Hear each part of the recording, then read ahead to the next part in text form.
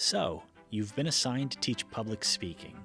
It's not essay writing, and it's not theater.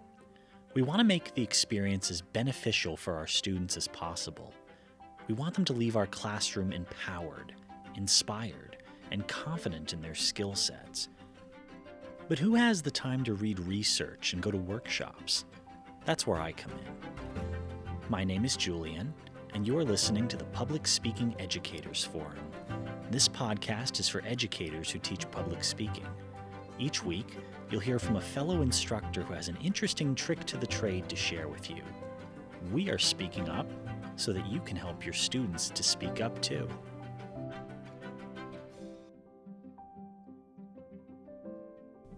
Tonight on the forum, we'll be talking to Dr. Gordon Alley Young, who chairs the Department of Communications and Performing Arts at Kingsborough Community College, which is part of the City University of New York, also known as CUNY. Dr. Alley Young is a graduate of Southern Illinois University and has published in many areas of communication, including cultural studies, popular culture, and education. One area of particular interest to him is the teaching of communication, which prompted him to serve as a president of the CUNY League of Active Speech Professors, which will be the focus of our conversation tonight. To give our listeners some background, the CUNY League of Active Speech Professors, or CLASP, was a professional development group that celebrated the teaching of public speaking. Unfortunately, the organization has stopped operating, but have recently revived its speech contest program for students. Regardless, I feel that it is still an excellent concept and a great example of what can be done, and I'm looking forward to learning about it. Gordon, welcome to the forum. Thank you for having me. Thank you for joining us. So if you could, tell us a little bit about CLASP, how it came to be, what motivated its being developed, and ultimately what was involved in that process. Okay, so I came to CLASP in about 2005, and it had been started in about 2004 at City Tech and the CUNY system by Dr. Shauna Vey and Professor Alan Winson. Now, as I understand the story, Alan and Shauna both come to communication via theater, by way of theater. And so, they're excellent speech teachers, but they also want to learn more because speech communication is not their home discipline. They come from theater backgrounds, theater education backgrounds. So what they wanted to do was develop professional organizations within the City University of New York to bring faculty together who've been doing this for a long time so that we could share our approaches, share our research on what we do in the classroom and how we know it works, how we assess it. And so it was really out of a desire to know more. And when I went to my first class colloquium, which was held at City Tech in 2005, I was just really enthralled, and I was looking for something to get involved in. So as soon as we had that first colloquium, faculty colloquium, where we came together and shared our teaching techniques and our research, I was, I contacted them to participate in the colloquium, and then afterwards I contacted Dr. Shauna Vey at City Tech, and Alan Winson, who was at John Jay at the time, and I said, I really want to get involved, and they were more than welcoming. They said, come along. And another couple of people in that core group were Dr. Patricia Sokolsky, who's at LaGuardia right now, and Dr. Eva Kolbush, who is at BMCC. And so it was really a coming together out of a desire to want to really be better at what we do as speech teachers, understand what works, and find out what others were doing to assess their approaches, better their approaches, reach our students. A lot of our listeners will know this, but a lot of research on speech communication, what works, a lot of it comes from different parts of the country. A lot of times you're reading research on teaching approaches that don't always come from large urban cities like New York. You might be reading research that comes out of the Midwest. Right, so it was really a desire to find out what works with New York City students and in New York City classrooms, and what ways can we innovate on those approaches. Well, that's wonderful that they had that motivation to put something together like that, as well as certainly the ability to share it with other people, rather than taking more of an independent approach to professional development. Let's bring other people together, and that's right. Very fitting, being that that's what we do in communication. It's what we teach. But Moving on a little bit, was it difficult at all to get, I guess, administrative buy-in to putting this together? Was there support from the deans and the presidents from the get-go? Surprisingly, no. I guess not surprisingly so, but I think we were expecting to find, we'd have to make really, really strenuous cases to get this supported. But, from deans to provosts, we found a lot of support. And keep in mind, the City University has 23 different campuses. And 25 different campuses. And we didn't reach all of them, but we tried to make it a part of our mission because we were a university spread across all these campuses. Part of it was to try to reach as many of the campuses as we could. Like, one area we never got to was Staten Island, but we hit all of the boroughs. We hit Brooklyn, the Bronx, Queens, Manhattan, and we tried to hold our events across those areas so we could get a wide array of folks showing up and participating. And that involved often working with different deans and chief academic officers at different organizations, and they were all very receptive and very supportive. They would come to the events, they would give the opening remarks, they would show up and participate in some of the sessions. And that was really heartening, because part of what we wanted to do, because CUNY, it is spread across 25 campuses. It is a university, but you're all on different campuses. We wanted to develop some kind of community where, we might be on our own campus and we might have certain ideas, but we could develop a community of like-minded people across those campuses. So, getting administrators to buy in was key. But one thing that we found that really helped was going to administrators with a solid plan, a budget. Often these were modest budgets, within the range of a couple $100 to a couple $1,000, and really having coherent reasoning for why you wanted to do this. And as long as those things were in place, most of the administration was really receptive. One reason why I think they were really receptive too, and I'll add this, is because I think all good administration wants to develop their faculty. They want to have professional development opportunities for their faculty, and sometimes they're at a loss for how to provide this, or in the search for how to provide this. So, when we'd come in and say we want to put on this event and involve your faculty, more often than not they welcomed us with open arms and said, what can we provide? We couldn't always get everything that we wanted, but if the times of distance work and distance education during COVID had taught us anything, you can do a remarkable amount with a few resources and a couple technological tools. So, we try to make those budgets stretch as far as we can. Well, that's really good to hear, because it's very easy for something like this to sort of fall on its face if you don't get support from administration, even if it's not monetary support, but just endorsement and encouragement. I mean, that's vital to any initiative.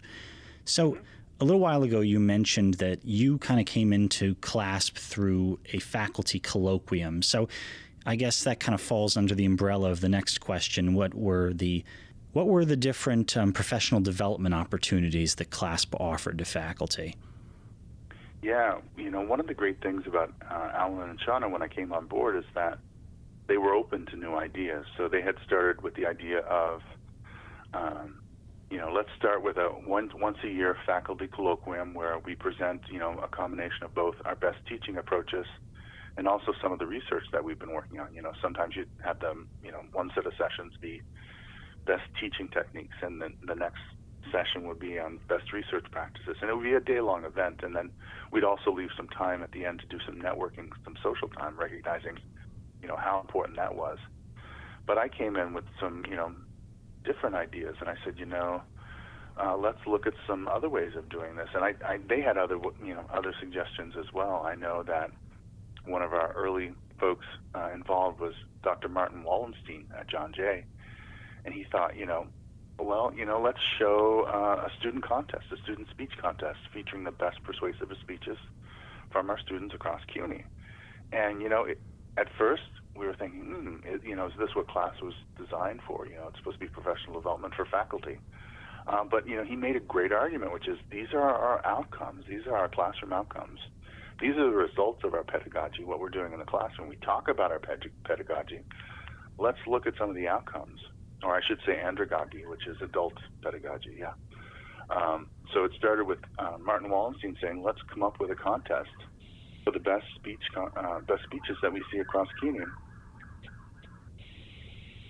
And so we started with that contest, and the contest actually grew. It became both persuasive and informational speeches, and we saw some just phenomenal work from that.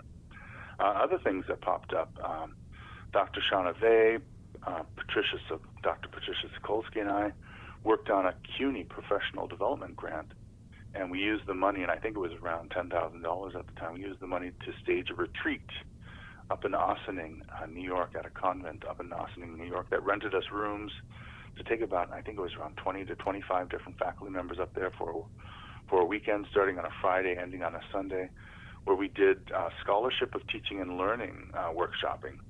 And we brought in a guest speaker who taught us how to do SOTL research, scholarship of teaching and learning research. And, we were really nervous. I was nervous from the outset. We were uncertain at times. I remember calling Dr. Shauna Vey, and saying, like, where do I find a facility that's within our budget? And, she said, well, I guess you just get on Google and start calling people. And so I thought, well, I guess that's what I'll start to do. And we found the retreat center. And, I was worried about certain things. The retreat center had no locks on the doors, and I wondered how our faculty would respond to that. There were no telephones in the rooms, and plus there was no real good cell coverage on the campus of the convent at the time. And at first folks might have had a little uneasiness about this, but by the end of the weekend, when we were handing out the completion certificates, folks were saying, wow, what a great opportunity this was to get together with our colleagues and also not be distracted by our phones so much. So it turned out really well in the end, but it was just sort of saying, what could we try next? And I think that's one of the keys to success, is always having an idea that you wanted to go and do something next. As you're completing this event, what will next year look like? And we literally would start planning the next year as soon as the previous event had ended, so a year in advance. And how many years did you guys run this retreat? Just once. With the grant that we had applied for, the structure of that grant had changed, so it became more about research project, funding research projects versus professional development events. But I think we were able to get funding 2 years in a row. We did the retreat 1 year, and prior to that, we did a seminar series where we did 6 or 7 2-hour events across the CUNY system. All the way up to the Bronx, to Brooklyn, to Manhattan, where we'd have experts in different areas speak about different things. Like, I remember one that was in the Bronx, Elizabeth Gariz, Dr. Elizabeth Gariz at Baruch College, talked to us about technology tools and speech education. So we had everything from vigorous debate to hands-on technical topics that we covered in that 6-part series that was also covered by a previous CUNY grant, PSC CUNY grant. And then we had the retreat, of course, that was covered by a grant. But after that, the structure of that grant that we've been applying for, it had changed. So, when we realized this, it became, okay, so what are we going to do next? What are some of the next things we'll do? And we went back to colloquium format, but also tweaked and played with that. One of the colloquiums we held at Hostos Community College, we actually opened it up. Show us what your students are doing. When you're working with students on research, bring them and show how you've mentored their research. And we got some phenomenal work from that and really opened our eyes. And we thought, wow, maybe this is the next new innovation. And now the students were involved in terms of the speech contest and then what you just described in terms of research participation and things. How was their response to the activities that CLASP was putting together? Yeah, so students, were enthusiastically involved from the first speech contest. We had no trouble filling our speech contest. And actually, that's why we went from, the first iteration of the speech contest that Martin Wallenstein started, which was just, one persuasive contest, to then expand it out to being, a persuasive contest and an informational contest, because we had such interest and, such involvement. And it was never the same winners, we would always get winners from, all different parts of the campus. It was never just a lock by one school or another. And what we would also do, we would involve our technology departments on campuses, and then we would get releases from the students, and we would tape these contests, right? So then we would distribute these videos to our membership, and so they then could take these speeches into their classrooms and have their students watch them, and they could be then, fuel for discussion on what a good practice is as a public speaker. So we then, found a pedagogical use for these speech contests as well. And folks still use those videos to this day, I'm told. Oh, really? Yeah. I've heard students say, well, I'm the student in such and such video too. A colleague told me that recently. He said, if you have the CLASP video, I'm the student who won XX contest. So they're celebrities now. Yeah. So it was a great thing. I loved when we were able to bring students into the colloquium, which was a phenomenal thing because we got to see them not just as students, but as, co-researchers with faculty members, right, which is the future. This is where education's going. Students aren't just there to receive information anymore.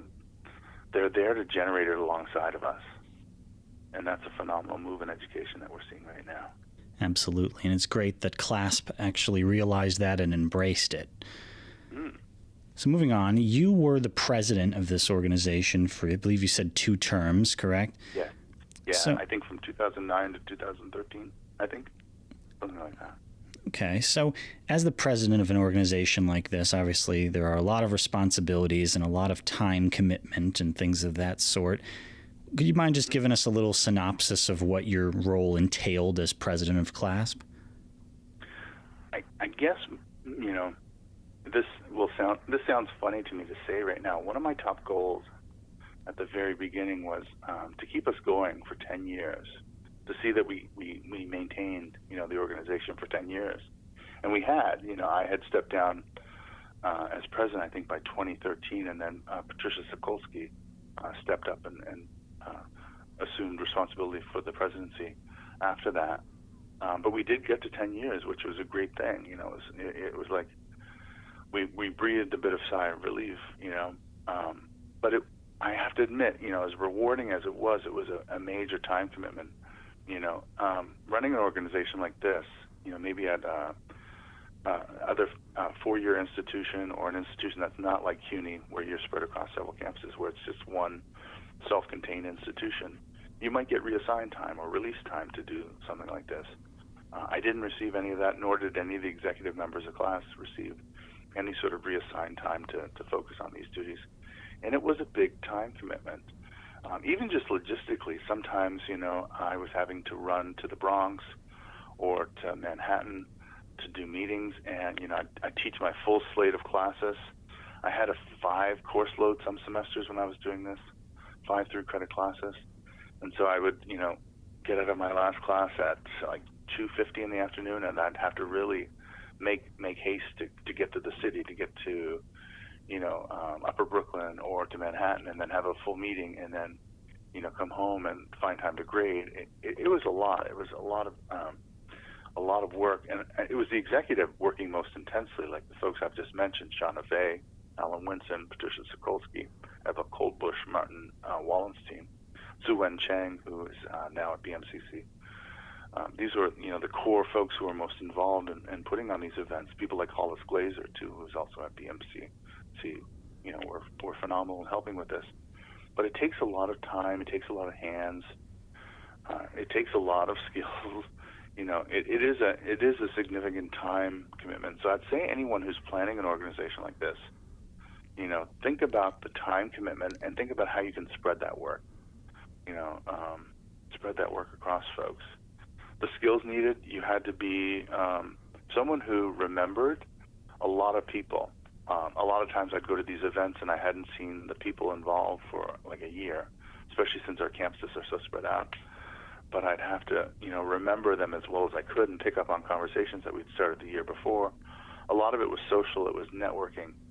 A lot of things that would come out of that last session of the day, which is usually we'd have some wine, we'd have some cheese, or we'd have some wine and fruit or sweets. We do our networking and talking about the next year to come. Was really like some of the best ideas came out of that. People would come up and say, "I love this. This is the first time I've been. I'd love to see such and such at the next colloquium or the next student contest." Right? So it was always putting out feelers and collecting feedback from people. We would put out feedback sheets for every event. And sometimes the feedback, occasionally we get feedback that was highly critical, saying, this session just totally flopped. I didn't get anything from it, but I got something from this session. You didn't always want to hear that after you'd worked so hard on it, and it was a full day event, so by the end of the day you were exhausted. But it was important to get that, because you didn't want to keep making the same mistakes and falling into that same rut. So what I would do, usually we'd have our colloquium on a Friday, usually in the spring, usually April or May. So I would go to whatever school it was, whether it was in the Bronx, whether it was in Manhattan or Queens. We'd do the event. At the end of the day, I'd take home whatever had to be taken home, including the feedback sheets. And I promised myself I'm not going to look at these feedback sheets over the weekend because I'm so tired after working through this event. That usually we'd have a meeting afterwards within the next couple of weeks, and we'd process what the feedback was or what the result of the event was. We do a post-mortem, more or less, and process it after the fact, and then start thinking about the next year. So it's like you're either working towards an event that's coming, in your vision on the horizon, or you've got that event in the rearview mirror, and you're working to something way far in the distance next year. But you're always working on something. It never stopped. And if I could say something else about the presidency, it would be to, find ways to outsource or sort of, maximize resources wherever you could. Some of our best solutions like that were when we got students or other faculty members involved, like for our promotional posters, which would also usually the poster would be the cover for our colloquia and seminar series guides, handouts. The schedules for the day would be that poster would be on the cover. Usually that came from students. We got design students involved on our campuses and had them doing designing. So that was one thing, off of our plate. Often Shauna or Alan would recruit a design professor. They'd give the assignment to their students, the details of the event, and they'd come up with 10 different designs for us. And then we'd have a meeting where we would just pick the ideal design, and that would become our poster and also the cover for the program or the schedule for the day of the event. So, really thinking about all the resources you have at your disposal that don't cost any money, I think that's key in running an organization like this. And, of course, the personal touch, the staying in contact with people, answering questions, always doing outreach. All right, so if we were to unpack this subject a little bit more, you kind of actually touched on a few of the things I was going to ask you about, which is great. So if I were interested in launching a similar organization like CLASP, either within my college or university system, or maybe even regionally, like all of the two-year schools in my part of the state, something like that, where do I begin? Yeah, I would begin before anything, before idea generation about what an event could be or what the structure could be. I'd begin recruiting and outreach. Get as many people on board as you can. One of the things I realized, in my tenure as president, and I'm sure Shauna, who was our first president, would agree with this too, is, people really make the organization. Literally, like they carry out the tasks, they generate the ideas, they have the passion and interest to keep an organization like this going, right? So you want to start with as big a pool of people as possible. Anyone shows up and wants to do any little thing, I would find a way to incorporate that person into the process, right? And I would find a way to do it gently enough that you're giving them something to do without scaring them away. Sometimes a person comes to a meeting and they say, "I want to do this," and you say, "Great, I want you to spearhead that," and then you never see them again, sort of a thing. So starting with as big a group of like-minded people as possible, and that will give you fuel to last for several years. It'll give you longevity. I think one of the things that I found as we reached the end of our first iteration of the organization, which ended around 2015, 2016, it's since been revived by Nancy Bandiera over at LaGuardia and the folks over at LaGuardia is that, it takes people and it takes energy to keep an organization like this going. You can always find the funding, but the more difficult thing, rather than just finding the funding, is, having the number of hands, the people, the bodies, the minds to keep this organization going. I think, depending on what sort of context you're working within, whether it's a university system or across the state, you want to have as wide an outreach as possible for whatever that context, whatever that environment is, and be listening to, what's valuable to them. You want to hear what they want to participate in and what they want to create as a group, because it has to have value for the people that you're going to ask for buy-in. So important. The human element is the most important thing, I think. I think I went into it thinking, the getting the funding, securing the facilities, getting the catering, getting the printing, like all these logistical things. At first, when I was first starting out, those are the things that seemed daunting. But the longer I was in the organization, the more I realized it's the people. Regardless of how nice our packets are that we hand out at an event, and they were, well put together, they are important. It's really the people. If you don't have the people, that's what can really hurt an organization like this, just trying to get off the ground. Buy-in from the folks. Well, unfortunately, we are just about out of time. Gordon, thank you so much for joining us and sharing all this wonderful information about the CLASP organization. I think this will definitely be very informative for people who are interested in putting groups like this together. And CLASP, even though it is sort of defunct in a sense, it is certainly an excellent example of what can be done with like-minded people who have a similar passion. And of course, thank you to all of you for listening to the Public Speaking Educators Forum. Be sure to subscribe to our podcast on Spotify and Audible.com. Follow us on Twitter at PSEF Podcast, and be sure to tune in again real soon.